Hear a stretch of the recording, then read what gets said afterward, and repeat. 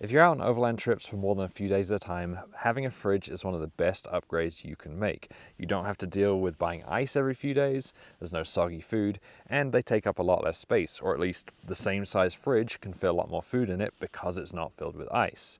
Last year, I switched from a cheap Costway fridge to ICECO's JP50, and it was a big upgrade. Used a lot less power, a lot more reliable, and comes with a great warranty. ICECO's fridges are not the cheapest on the market, but I believe that they are the best value, which is why when I wanted to upgrade, I wanted something larger. Now that I've got more space in my truck, I went with ICECO again. And I went with this one, which is the VL75ProD. And this is a 75-liter fridge with dual zones that can be controlled independently. So you could have it set up so one is refrigerating, one's freezing, one could be a fridge, one could just be cooling drinks, or you can do what I've done on this trip where I'm not out for very long. I've got one of them set up as the refrigerator, and then the other one's just off and it's used for dry food storage. On the outside, the construction of this fridge is solid, so you got steel shell, you have plastic bumpers along the edge to protect it from dings and dents if you're carrying it around or if you have things stored with it. It also has replaceable corner protectors, and it comes with 4 extras in the box. The fridge is also designed to be weatherproof. It has completely sealed control panel,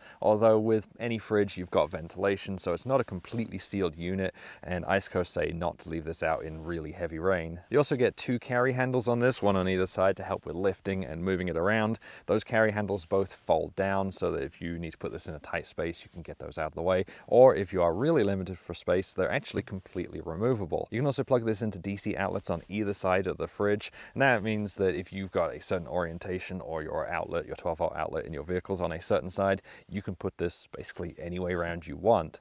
And that brings me on to the next feature, and really the thing that sets this apart from any other fridge I have seen in person, and that's the lids. To open the fridge, you just push the latch on the side and you can lift. I like that over some of the other fridges that you can buy where you have a latch that you have to unbuckle and then open. So this is one smooth motion, but that's not what makes this special.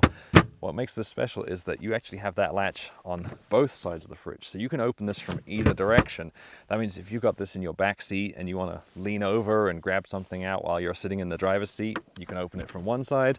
And let's say you've opened up the back door, you're now outside the vehicle and you want to get to it from the back, you can open up the other side. Or you can do both. Push them in both at the same time, remove the lid completely. I really like that. When you are loading these up or digging around for something, it is really nice to be able to get this off the top. And if this is in the back of an SUV or something, when I had my 4Runner, I had the issue where I'd open my fridge and it hit the roof, so I was very limited for space, couldn't really pull the basket out from inside. Whereas now, if I had an SUV still, I could pull that off completely, set this off to one side, and I don't have to deal with the lid banging in my face.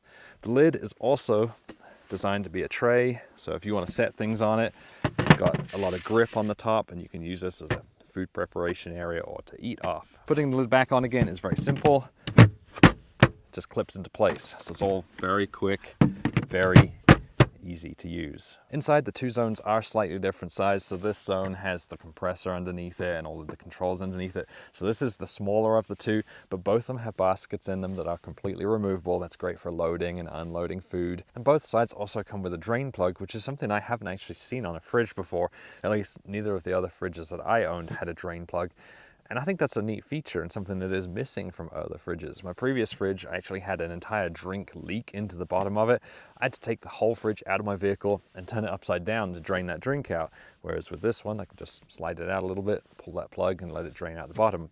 Also, I think it'd be very helpful for cleaning. To power the fridge, you've got a choice of either 12-volt input or 120-volt input. So that means you can plug it in your vehicle from a Jackery, that kind of thing, on 12 volts, or you can plug it in at home. You could pre-cool it at home, ready to go out. Thanks to the compressor in here, it does not pull a lot of power. So this has a ICECO compressor, which was formerly known as Danfoss, and that's really the name brand compressor.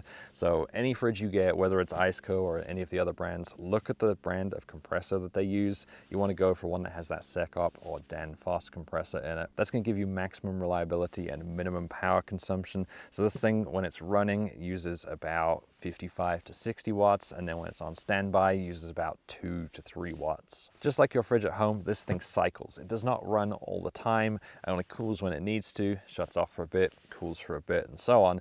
And how much it does that really depends on your ambient temperatures. So I can't tell you how long it'll last on a certain battery because it depends on what's going on. Right now I'm in Moab and you can probably see that it's really snowy here, so this thing has barely run at all because it's so cold.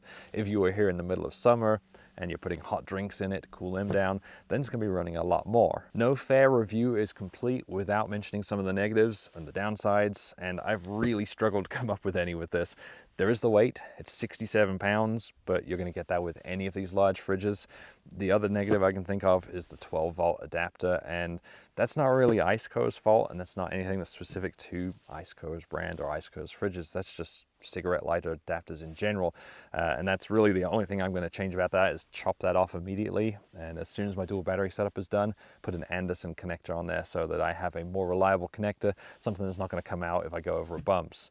I will say that it has stayed in the Jackery the whole time. This has been in the truck bed running off a Jackery for the last 4 or 5 days while I'm here in Moab doing some relatively bumpy trails. It has stayed in okay, but I'm just not a fan of those 12-volt cigarette lighter adapters. If you want to know any of the other specifications or price on this, I've put links to ICECO's website in the description. I've also put links to this on Amazon, so go check it out on there. And then if there's anything I haven't covered or if you've got any other questions about the fridge, let me know, drop a comment.